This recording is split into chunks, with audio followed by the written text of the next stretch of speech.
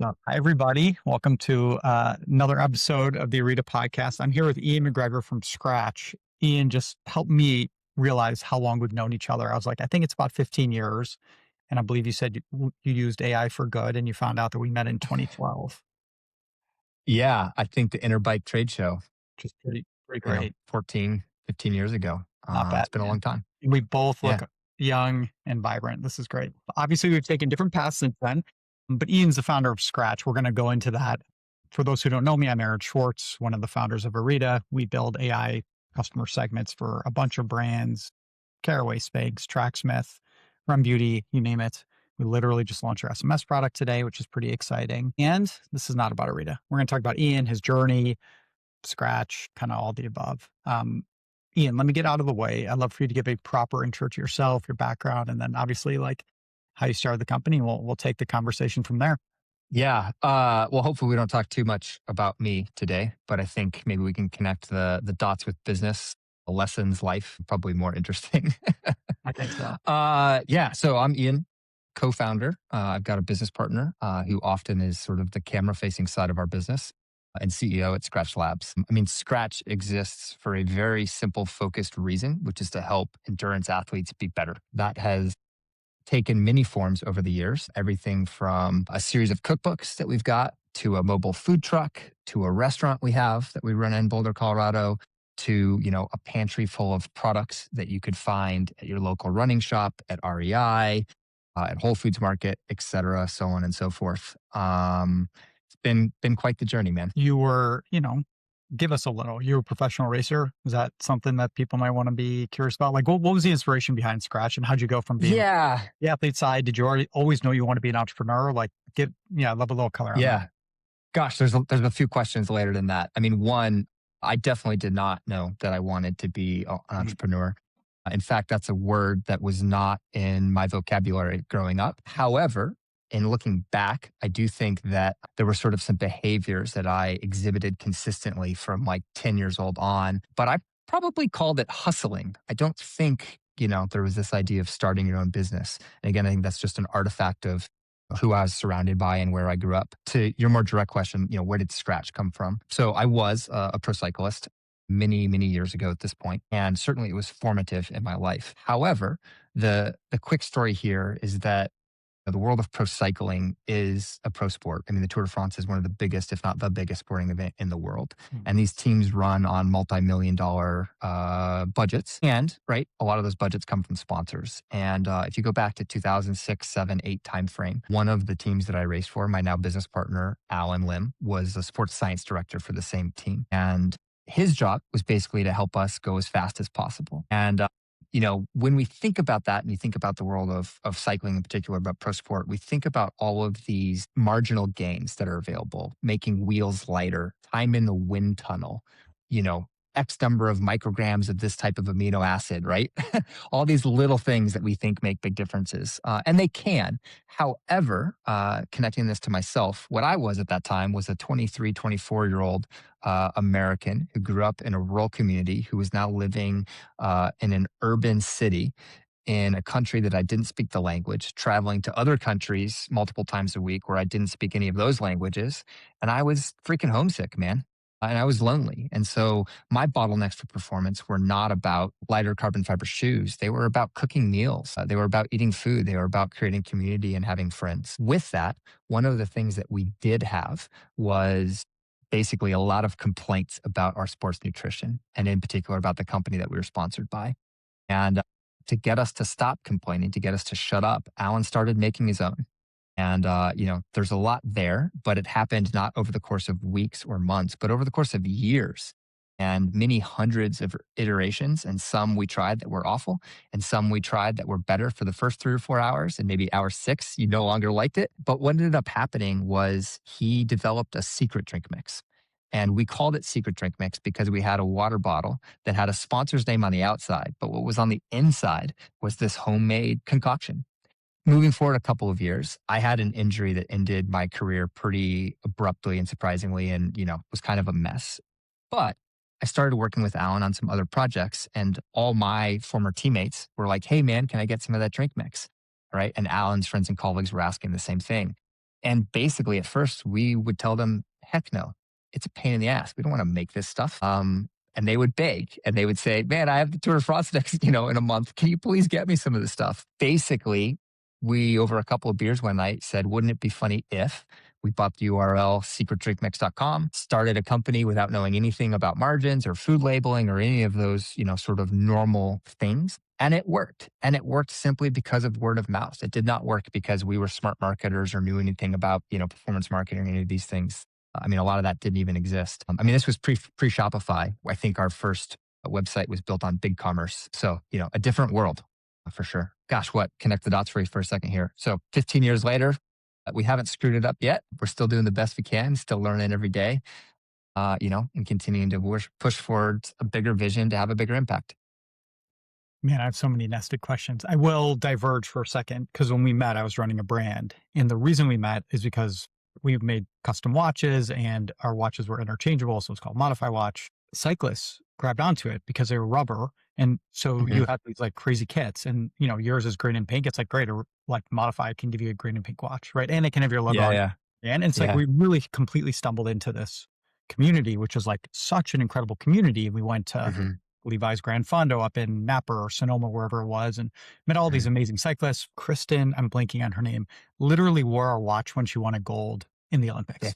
Kristen Armstrong is Thank probably you, who Kristen yep, Armstrong. She was yep, yeah, unbelievable. Yeah, yeah. yeah. It's been so many years since I thought about this, but we really Huh. stumbled into this community. And to your point about Mhm, performance, very, very much heard. mhm, You built the business over an extremely long time, to your point of mhm. food truck. What are like the core things that are still there from the early days? And what are maybe some of the not principles, I don't mean this in like you've like changed something in a bad way, but what are some of the Yeah, things that were like true early on that are no longer mhm. maybe core to what Scratch Labs is? Yeah, I think first and foremost, we have been very intentional about staying focused on helping athletes. And that decision comes with trade-offs. And I think that we have seen some brands and companies and products, that you could argue are in our space that have made different choices. And we've seen, many that have tried and gone out of business. And we've seen a few that have tried and had, insane success. In that case, right, sort of saying success is some big fancy financial outcome. And that's real. We've taken a different path, which is to continue to stay focused on athletes and make products that are for athletes, which means there's a big chunk of, the population, a big chunk of the consumer market that we've intentionally said, hey, if you're sitting on the couch, like Scratch isn't for you. You got to earn this. And that has not always been easy. I would say the other thing that maybe has changed for us is that we do make a broad variety of products and not all of the products, like if you map the products or rank order them by revenue, that doesn't necessarily match the usage of the elite athletes, the Olympians, the Tour de France, athletes, et cetera, that we continue to work with. Those are not always directly connected. So like an example of that comes to mind for me is we've got a product called Booster, which is a really cool, unique product in that it's basically just a way to massively increase and customize your electrolytes to help match whatever your personal sweat sodium concentration is. That's a product that, you know, our real pros, they probably never go a day without it. And certainly for their biggest, most important events, it is like the number one thing in their quiver. But like on the commercial side, we sell it, it's available, but it's certainly not a top seller. Do you think part of it is you could have the same product just with like a different packaging and different wrapping, right? So like the choices that you talked about, and obviously it's very easy to point to the quote unquote competitors or people in your space who have like rocket shipped. And to your point, there are many, Yeah. many more who have failed. So this isn't what Hmm. should you have done. But Yeah. it's like, it feels like there's a big shift in health being much more at the forefront of how people are approaching life and much more Hmm. understanding of like, oh, the vitamins and minerals I need, or, you know, Hmm. so much deeper than I can on this because I prefer cookies to anything else. Like I'm not the target. Um, Yeah. could you just make it more approachable, or is it intentionally, hey, look, this isn't for you? Like, how do you think about that trade off? Yeah, I think what you're pointing out, right? You see that across Uh-huh. particularly the wellness space. If you look back over the last few decades, you've seen that in some different places where even like on the hard goods side, right? You have like a pro line and then you have a casual line. That's an option. But I think for us, the choice that we make and the vision that we have is to continue to support athletes. And, there's plenty of companies and brands out there that are trying to Yeah. bring, wellness to the masses. And that's not to say that there's an opportunity. In fact, again, from a dollar perspective, the opportunity might be bigger, but I think that it's just incompatible with what I we're agree. ultimately trying to do. And I think that the crux of business and the consumer side and the crux of strategy in particular really comes back to what you're willing to not do. And you can't do everything. Now, to challenge us and turn this around, like if we wanted to go raise a bunch of money, yeah, we'd have more resources and potentially we could do both. But then Mm. you've raised money and that's created a situation where now you have additional competing. And so again, it's all about choices and accepting the pros and the cons of those choices. And I think really thinking through how those pieces fit together so that you Mm. build a set of choices that are compatible with each other. I love it. I mean, you're building the system. What are some of the trade-offs you've made in terms of like distribution and channels that maybe are most compatible with that? And what are some experiments, if there are any, that you tried where you're like, oh, Mhm. actually, this is too far afield from what Scratch Labs is meant to be? Yeah, well, I can tell you philosophically Sure. that, our desire, our strategy is to be where our customers are buying. Yeah. Now, that's a hard question to fully figure out and suss out because, our customers are going to be buying in lots of different places, but we want to be in the places where it's most convenient for them. And that's the way we can serve them and what their needs are. Mm. That's not always going to be possible, again, because they may be shopping in different places and we obviously don't control, like a dictator, exactly where we get to be. What we have had to do, though, over the years is be clear about, again, the costs of doing business in some channels. So, like in the grocery space, if you want to talk about it broadly, I mean, that's a space that we have gone after selectively. We've been very successful in a selective focused manner, but we've said no many times to large distribution opportunities because they did not fit with what our long term vision is. And that's hard because, again, there is a consequence to saying no to those things, right? And there's almost always going to be a competitor waiting in the wings who will say yes to those opportunities. And you miss out on, that upside. You miss out on that brand exposure. You miss out on that revenue. I think the thing that we have done our best to stay focused on is not the short or midterm results, but the longer term vision that's in place. Mm. And again, it comes back to who we're trying to serve and acknowledging that that then means we're not serving everybody. From a channels perspective, my assumption is you guys were kind of default international from the early days, just based on where your customers are, right? Like pro cyclists are in France, they're in Napa, they're in Belgium, they're kind of all over. Was that Yeah. the core challenge you had early on, or was it like, look, we will actually like travel to the races and we'll be present? How did you tackle that? It's just so different from how most brands start. Yeah. I mean, I think international itself is something we could probably wax about for an hour. I actually would say it's a place where we've made a lot of mistakes. Mm. So early on, there was a lot of consumer demand asking us to come Yeah. to other countries. And I think that we interpreted that consumer demand as an indication of broader, deeper demand than there really Wow. was. And actually, what the signal was that we had super fans. We misunderstood or misinterpreted that as that there was a broader demand, right, from, in this case, the focus group of athletes for us to be successful. And actually, if I look back, I mean, one of the mistakes we made is probably going international, too broadly, too early. Food products are incredibly hard from a regulatory standpoint, from a shelf life Cool. standpoint. Cool.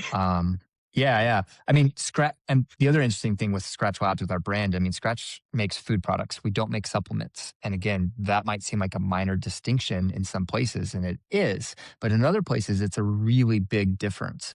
And so when it comes to, needing to use, different languages and different formats with nutrition panels, et cetera, those are real challenges Can that you I break think that we down? really underestimated. Yeah. Can you break down that choice? Because like, it's different hearing you say it than me reading it, but yeah, like, that struck me in a different way than it has. Why do you make that decision? What are the trade-offs that you're making implicitly or explicitly? Because Yeah, I mean, I think first and foremost, these are not perfect black and white definitions, right? The US food system and the FDA they're not as perfect as I think we all wish that they were. So I'll give you a simple example. An ingredient that is used a lot in the sports nutrition space is a type of carbohydrate known broadly as maltodextrin.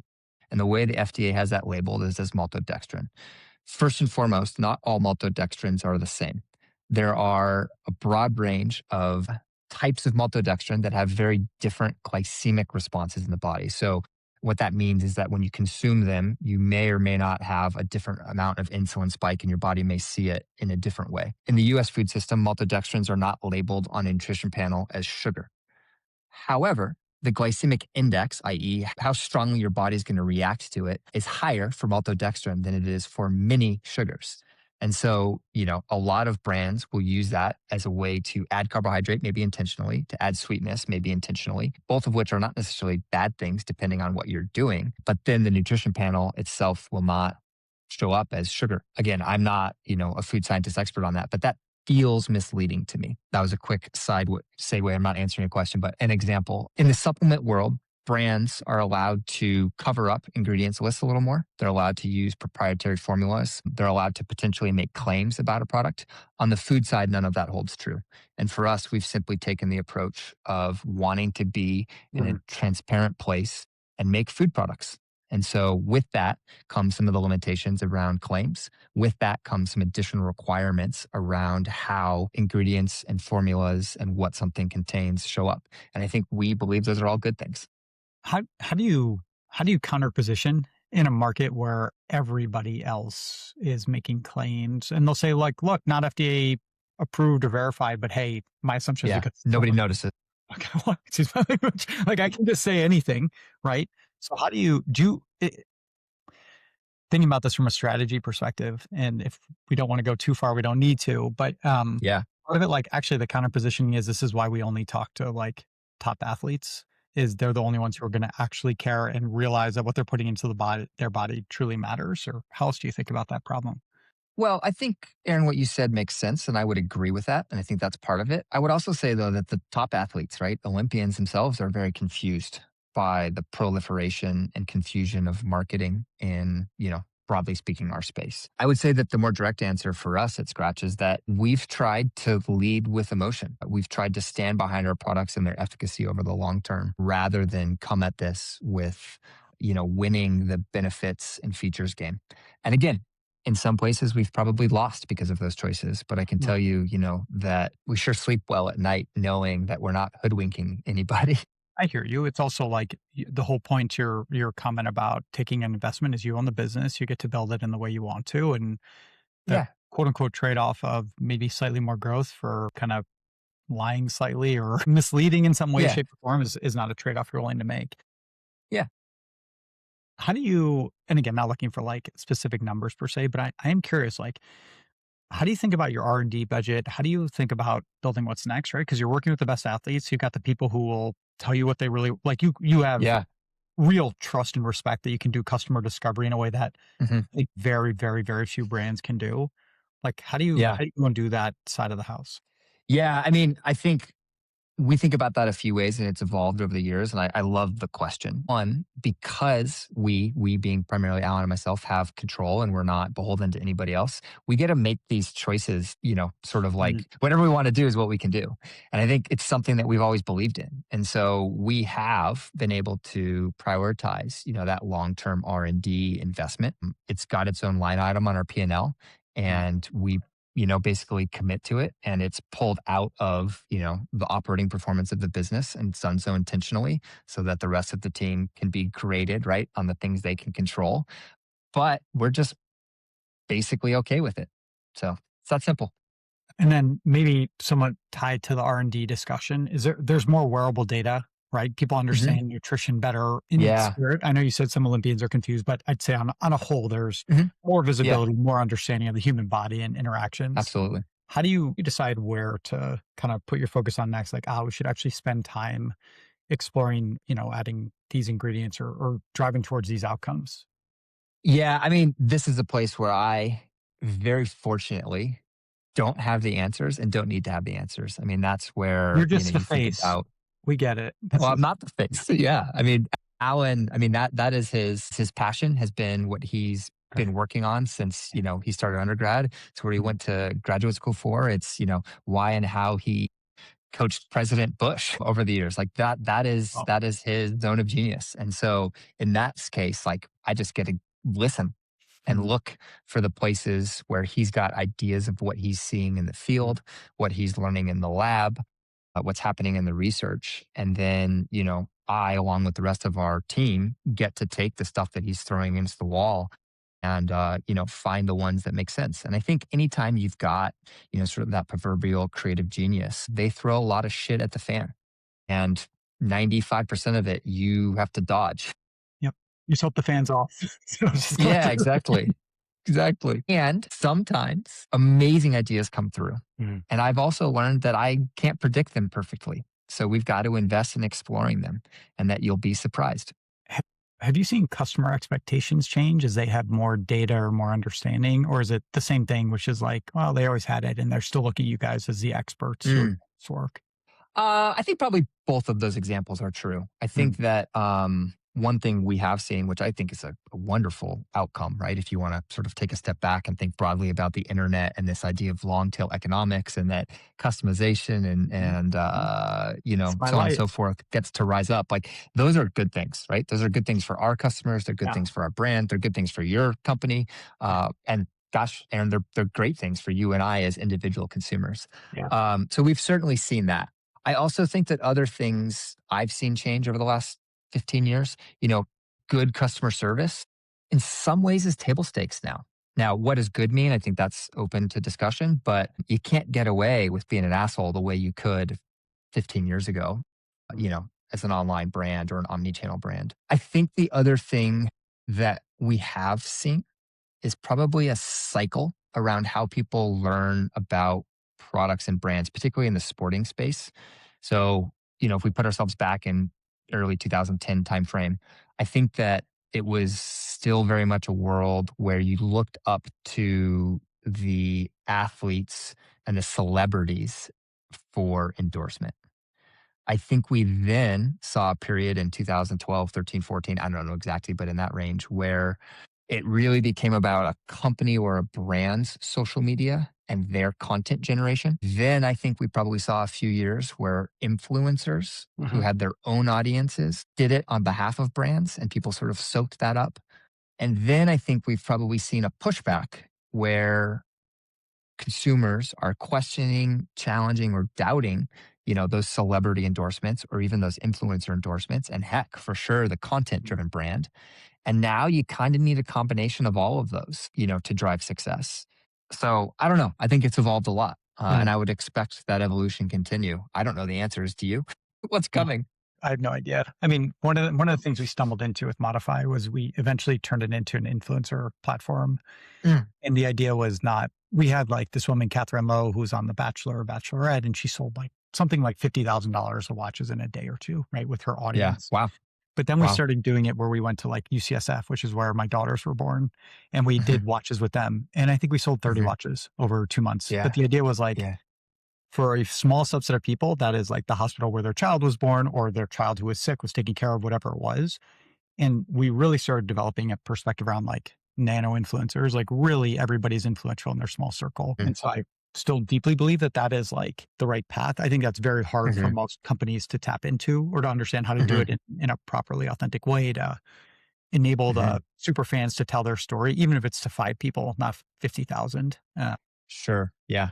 Yeah, I think it still goes back to like, do you have a great product? If yes, then do you have like a clear Mm-hmm. story that people can tell? If yes, Mm-hmm. then, right? Like, Mm-hmm. but Yeah. those are Yeah. obviously the two at the core of it. Yeah. I mean, listening to you in that, I think the thing that comes up for me, right, is enabling that word of mouth. Mhm. And I Yes. think that the medium of how that word of mouth happens continues to change. Mm. But at its core, we still trust our immediate circle of friends, right? And as a brand, if you can help enable people to influence their circle of brands, right? Even if it's only 30 watches at the Mm. at the hospital, like, that's where we can find real long-term sticky success. Yeah. By the way, I should note, we then donated a lot of the money. The whole point was not for us to take advantage of people who had a happy moment, but actually to raise money. Yeah. So, okay. Yeah. I'm not That's that cool. shady. That's cool. I also have a little bit of integrity, just a little bit. Um, I appreciate you kind of jumping into some tactics. Can I just like ping you Mm. some questions, right? Because a lot of people who are listening are brand owners. Yeah. And some have raised money, some are just at the early stages. So it's Yeah, definitely sure. across the board. And your answer to every single question could be your mileage may vary or it depends. So at Of least course, that's the real answer. strong opinions helpful, but not needed. One of the things you talked about a little bit ago was that R&D is a separate budget on some sense. So you can like Hmm. help the team see their own performance against things that are in their control. Hmm. Is that something you figured out early on? I'm trying to figure out like how do you help a team understand the P&L, right? And like Hmm. where it's like, Hmm. hey, look, there's just some stuff that isn't on you and some Yeah. that is Yeah. definitely So I'm going to take that question and run with it this way. go If you want to go wherever somewhere you else, want, my man. yeah. There's this concept, and this is not my thinking, right? At all. This has been around probably for forever, but like of open book management. And I will just say, I am a huge, passionate believer in open book management. Mm, What does that mean? Well, I can tell you what it means for me. I can tell you what it yeah, means for us at Skratch, which is that our P&L and the revenue and the profit are all known to every single person on the team. That also means that we have to take responsibility for teaching, reteaching, and explaining what those things mean because the world of finance is very opaque and it can be very confusing. And there's a lot of ways, just like in digital marketing, to doctor things and make them look how you want to. However, I have also found and am a huge believer in that the benefits of explaining all of that are that you can more effectively get everybody on the same page and get away from some of the short term, uh, like KPIs or goals that may, you know, influence a team to make individual decisions that might be best for them in the short term, but ignore the long term success of the team. So I don't know. That's a belief set that I think we've can't even talk, brought to, how we've led Skratch over the years.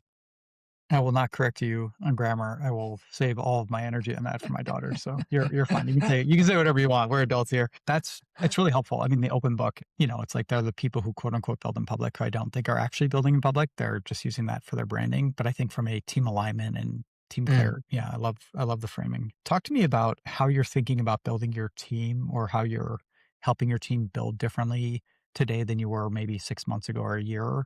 And this doesn't need to be declarative like guys and everything, but like, what are some mhm.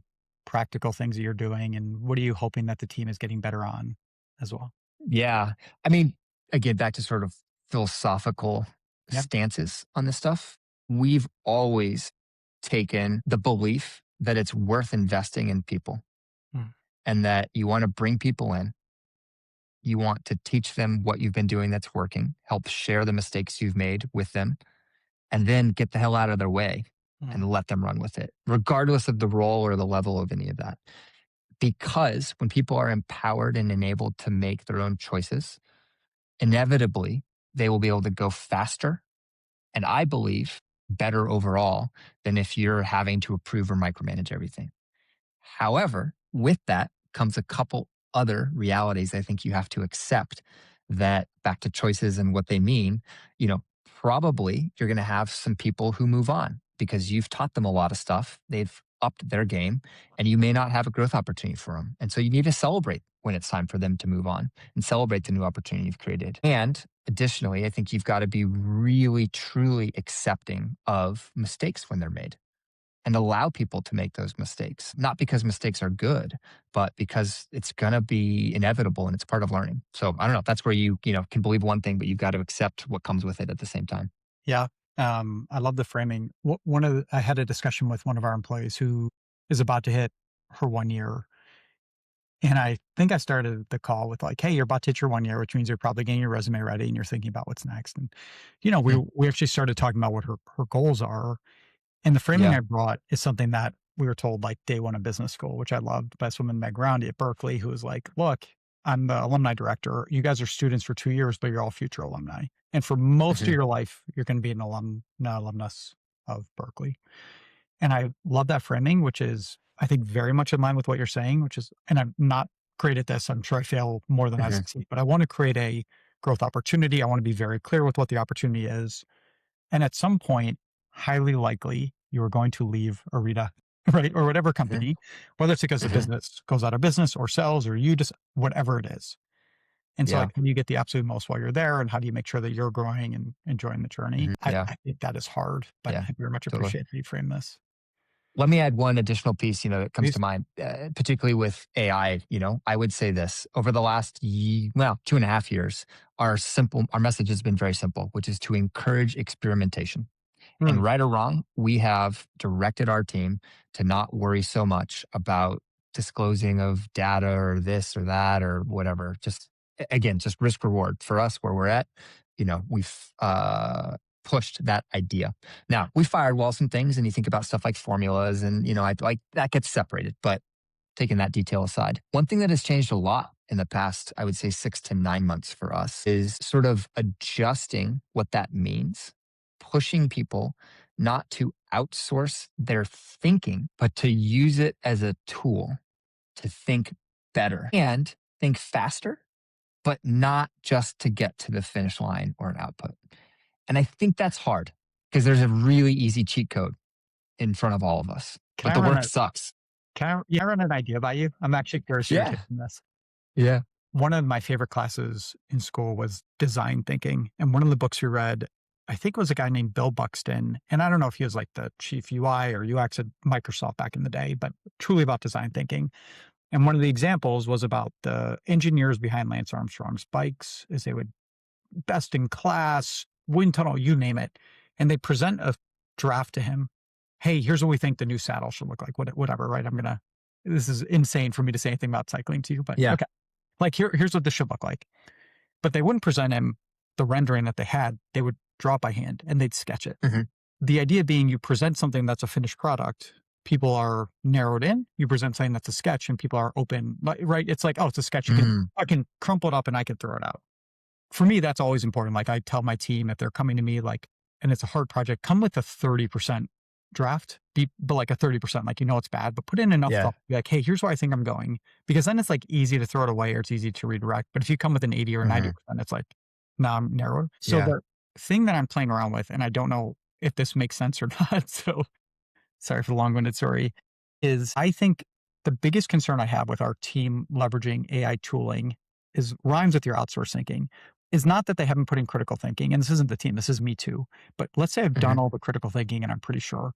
The minute I get a rendering back, it is not a draft anymore. It has now created the framework. And maybe the framework is, oh, there are 7 questions you should ask in an interview. And now in the back of my mind, I'm limited to 7, right? And I can keep pushing it and keep pushing it. But there is now a framework. And it is very difficult once something is presented in a very well thought out way in a beautiful format to step Mhm. back and actually question assumptions and diverge again. Does that Mhm. resonate at all? You can also say dumb point cut from podcast. I won't be offended. I don't know. I think that where I would be curious is if there's a difference in how we respond to that based on age. Hmm. And one idea, and I'm making those up, I don't know, right? Oh, But one idea that I might pose is that for people who have lived in the digital world their entire lives, they might be less prone to seeing the text that gets spit out as a final product. I also would be really curious to understand our responses or the culture behind the acceptability of rework. And that if you've got an environment where it's okay to take something that got to 90% and backtrack, that what you're describing might not be quite as much of a problem. But if you're in an environment where it's really chaotic, there's a lot of firefighting happening, the to-do lists are too long, we're trying to really focus on measuring output, that the penalty then hmm. and the emotional response to, backtracking on something will be much, much stronger and that you might not be able to overcome it. Well said. How do you help your team realize that maybe backtracking is okay, right? You mentioned failing is okay, right? Given that you give such autonomy, how do you help them realize that they cannot outsource thinking? Well, I don't have the answer to that. I will say what we try and talk about is that oftentimes the process and the struggle is the work. So I will grab a very simple experience. I think today, both from what I see as a consumer and what I see on the inside when it comes to generating these things, when you look at, for example, writing newsletters, AI can be really good. And if you take the time to create a project and upload brand books and Mm. guidance, and this is good, and that's like all that, right? Which is not easy, but you can do it. And doesn't take that long. It does a really good job of creating something. And it's really easy to even then take the next step and edit it and think you're doing a really great job.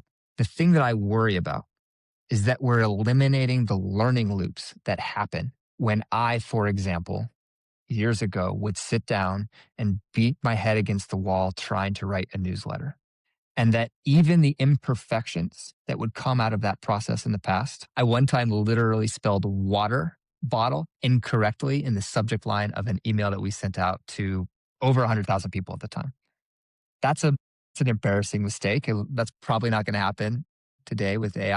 But I, at that time, was like, I was in the weeds and I was learning and I was so in touch with the responses we would get based on the wording and the copy that we included in those newsletters that I think I learned a lot about what our customers were responding to and could use our own judgment to interpret the signals, push away the noise, yada, yada. And I Mhm. think I'm scared that because of the use of AI, we'll miss out on some of those opportunities to get better.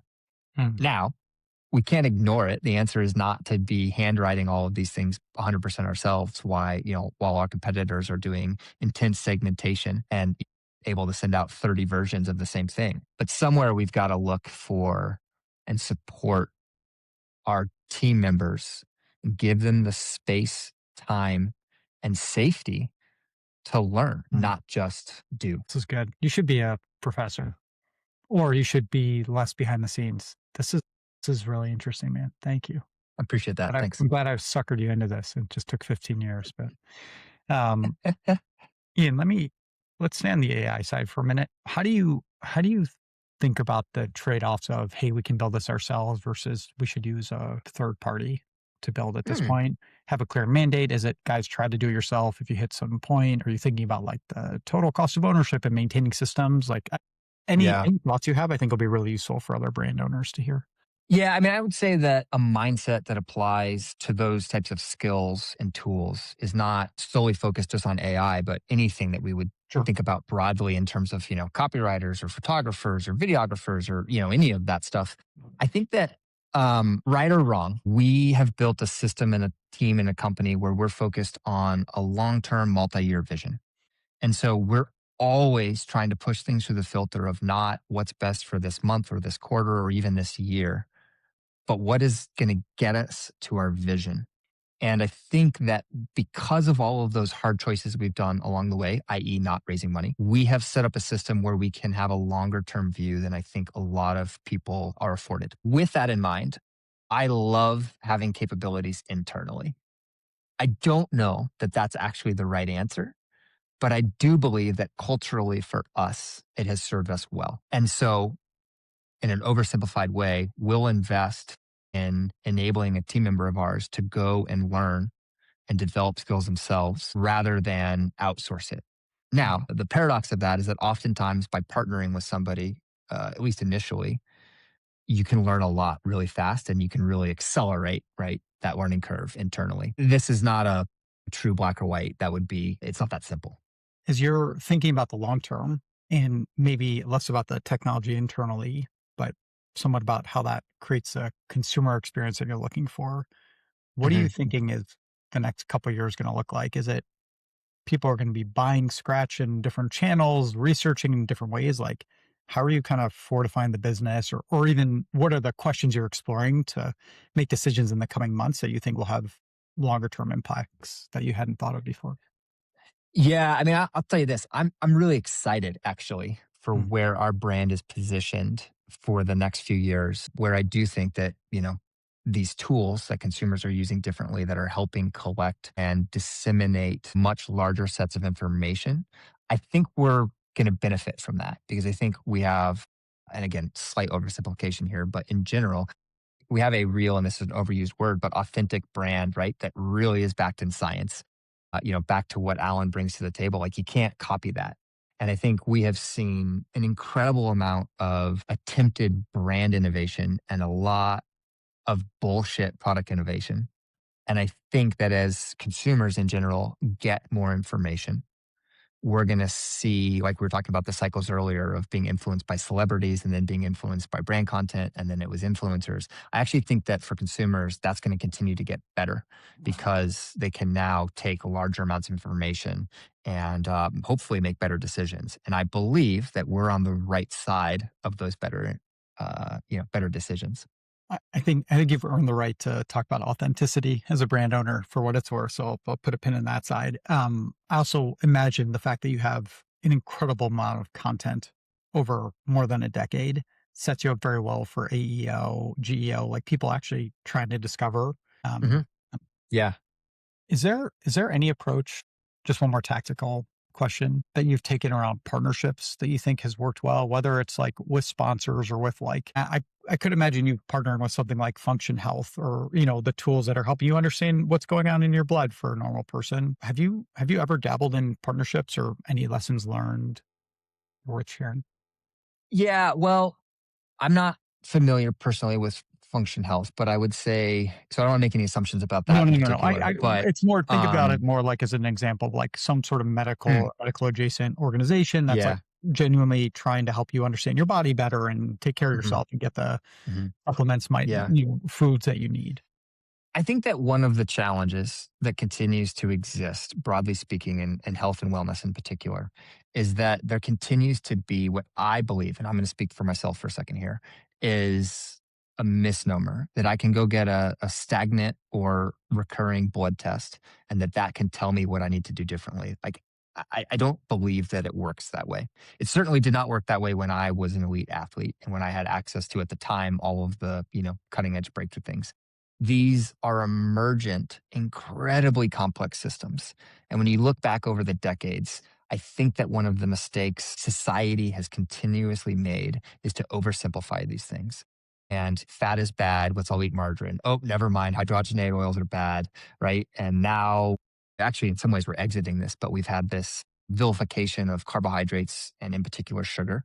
That doesn't exist right now with elite athletes. They're actually looking for the opposite. They're looking to maximize carbohydrate uptake.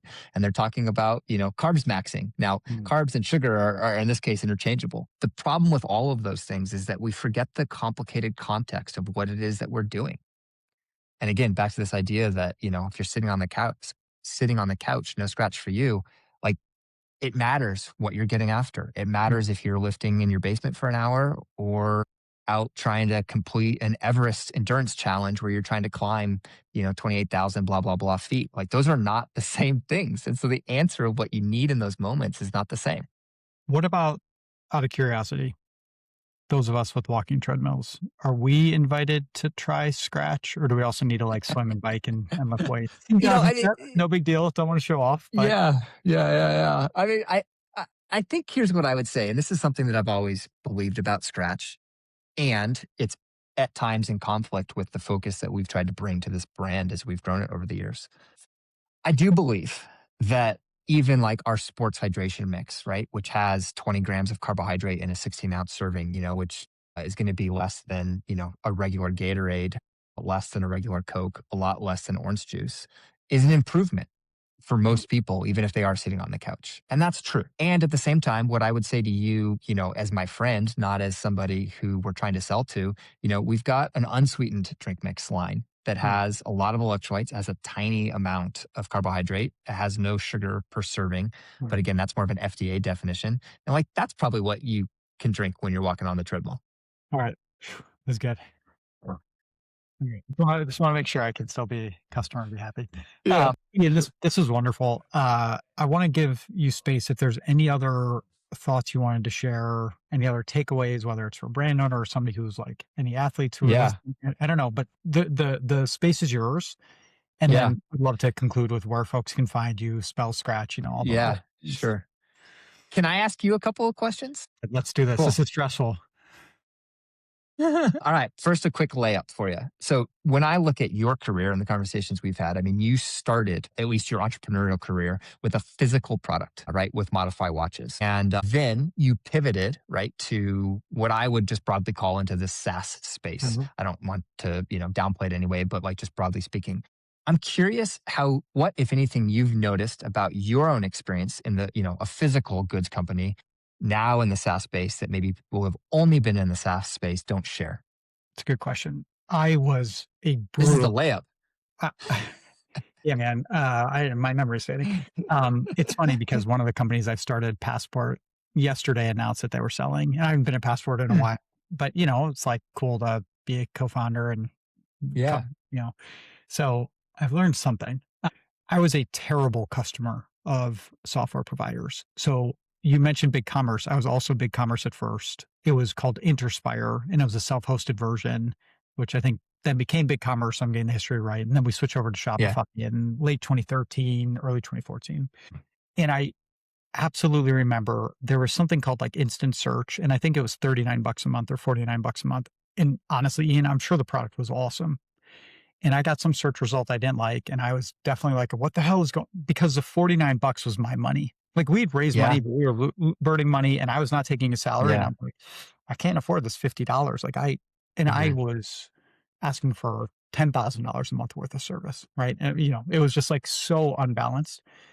And so, I think the number one thing is, and I was reflecting on this with Passport, where I was like, "How did we start?" And we started, it was like beg, borrow, and steal introductions to brands. And then you learned, oh, you actually need a 3PL to do the shipment. Well, the 3PL also needs a TMS for the shipping label. So now we need a brand introduced to enough 3PLs introduced to enough. Yeah. I am extraordinarily empathetic to our brands. And I think what has happened as I've continued in my career is I still feel the same pain that a brand would feel. Like, I can look at our product and be like, oh, they didn't understand what we were doing. And so I'm very mindful of like the first job in SaaS is to create a ton of value. Orita's done that from the beginning. And it's not me, it's my co-founders. They're brilliant. The second Hmm. job is to prove the value in the language of the customer, which, Hmm. going back to search company, they may have been creating a ton of value, but I didn't understand the value. Yeah. It took us a year and a half to figure that out.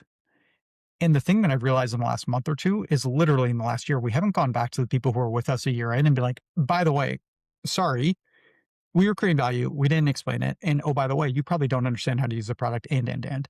And so I think there's this, the good is I'm wildly empathetic to the brand owner. I think the bad is I'm just far enough removed from like being in the CS seat Hmm. to like, I need to be much more intentional about translating that, which is like, I can feel something is off here. Like, I Hmm. feel bad for our customer right now. How do I go like Hmm. communicate that, not in a way of like a salesy way, but in a like, Hmm. let me give you 2 months free. Like, just trust us, try this. It's working. Hmm.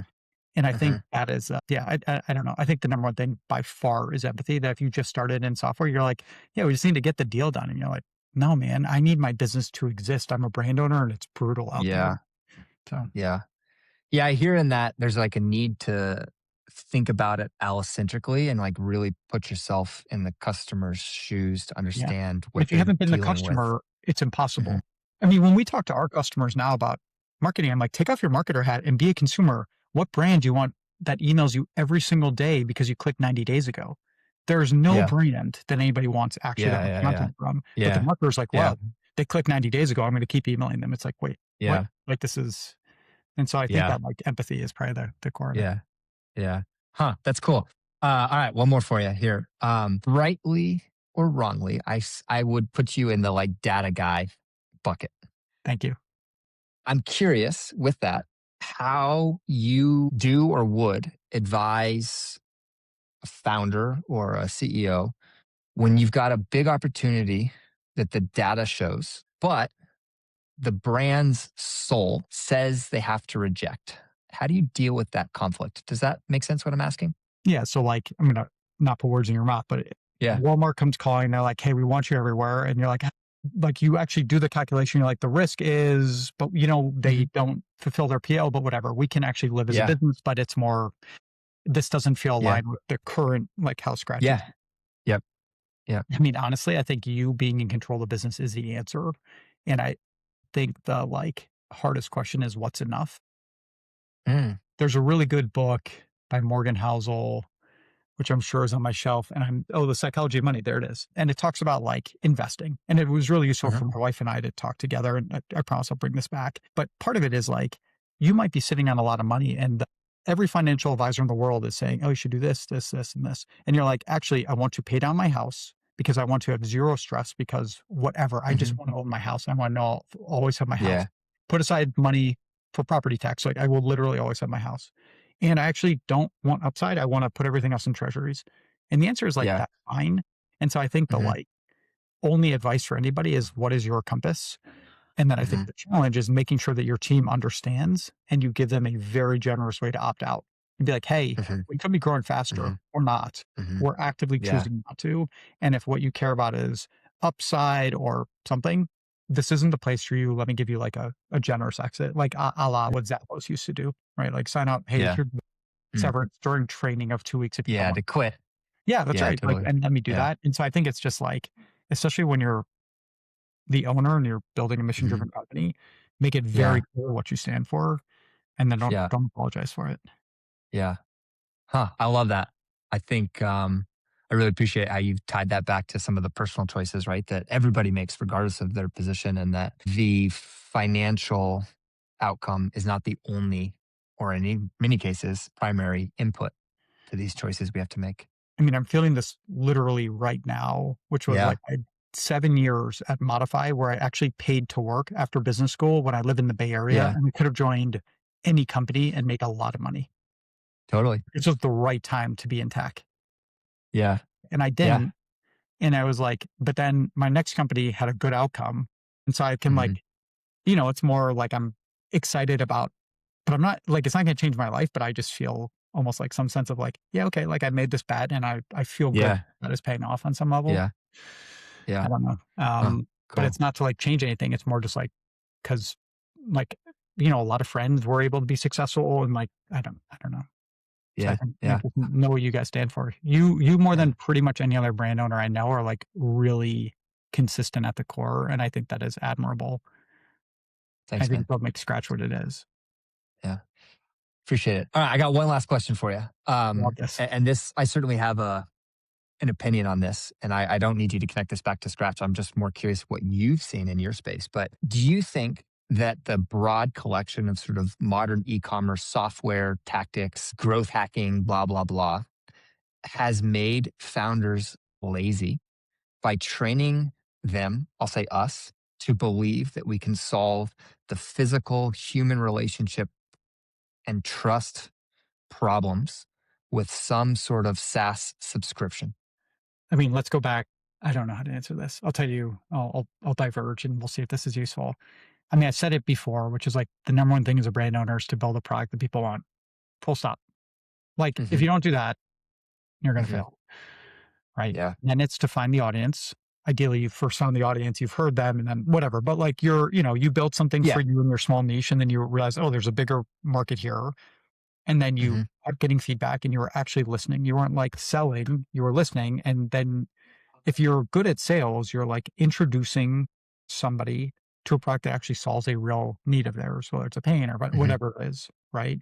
Yep. And so I think the software, the growth hacky, I think the bigger issue is like what do you think other brands are doing? And so you're trying to keep up with the Joneses. So I think that's probably like Hmm. the number one issue. But I think like the best brand owners, founders, and it doesn't have to be the founder, it could be the junior level operator, but the people who are Hmm. the best are the ones who Hmm. are always keeping the customer in mind and are thinking, okay, cool. I need to build a product that they want. I need to communicate it to them in a way that they want it. And I need to understand Hmm. enough about the metrics. So you talk about the profitability, but obviously go deeper. Like, Yep. can I afford to keep making this widget and sell it at this price? And if the answer is no, then solve that problem. Figure out a way to charge Hmm. more because it's better, premium, whatever. Figure out a way to lower your cost structure. Figure out a way to fill that gap. And I think like doing a software, like doing a subscription product for something that shouldn't be a subscription. If you're doing it and it's actually in the best interest of your customer, great. But then if your customer's going to be sitting on a lot of stuff, make it easy for them to like pause, right? Like really Hmm. still think about it in their Hmm. eyes. Yeah. I don't know. I think the bigger issue right now, as I look at this ecosystem, is you have a lot of people who've read a lot of blogs and they follow a lot of like influencers who are so full of shit and they are paid and they will switch from like, oh, you should do this product to this product to this product. And so you have people who are like, yeah, I got this. I know this. Right. And it's Yeah. like, guys, why do you think you're like, you have your limited experience? Like there are subject matter experts. Go actually talk to the subject matter experts. Go talk to 10 agencies. Right. But don't talk to the person who just started who's like spraying their Kool-Aid in the same way. You shouldn't have talked to me in the first 3 months of Arita because I was saying what Arita did, but I wasn't like deeply understanding the core problems, right? Like seeing around the Hmm. edges. Like go do that work. I don't know. Hmm. I think people aren't actively seeing around the edges, which is Hmm. handily like a bigger issue. Yeah. Yeah. Yeah.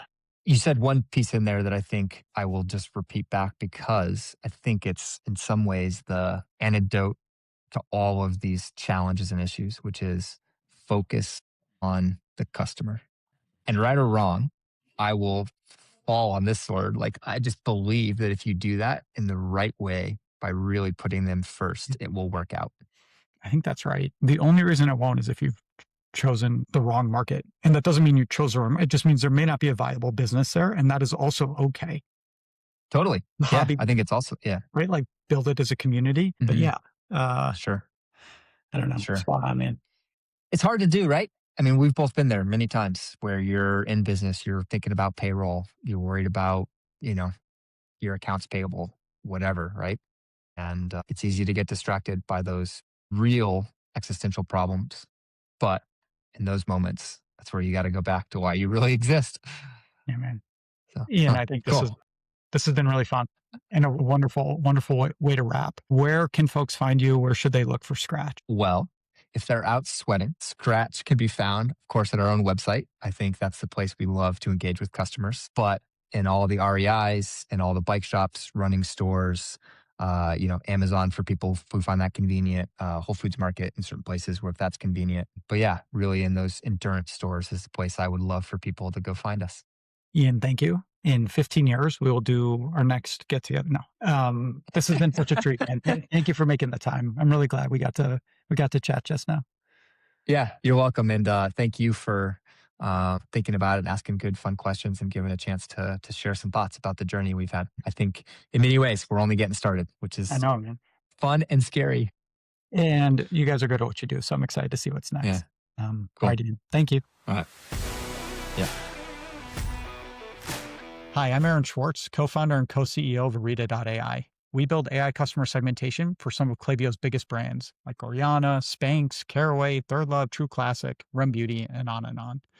Brands come to us to help find untapped revenue, improve their click rate, drive away mean bots, and a bunch more.